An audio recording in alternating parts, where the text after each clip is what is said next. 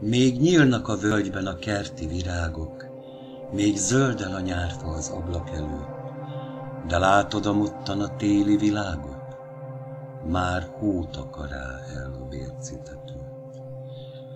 Még ifjú szívemben a lángsugarú nyár, s még benne virít az egész kikelet, de ímes sötét hajam őszbe vegyül már, a téldere már megüté fejemet. Elhull a virág, eliramlik az élet. Ülj hitvesen, ülj az ölembe ide, ki most fejedet kebelemre tevéd le, holnap nem omolsz-e sírom fölibe.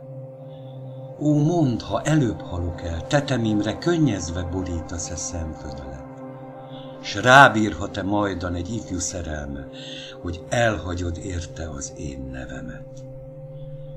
Ha eldobod egykor az özvegyi fátyolt, fejfámra sötét lobogó lakaszt, én feljövök érte a síri világból, az éj közepén, s oda leviszem azt.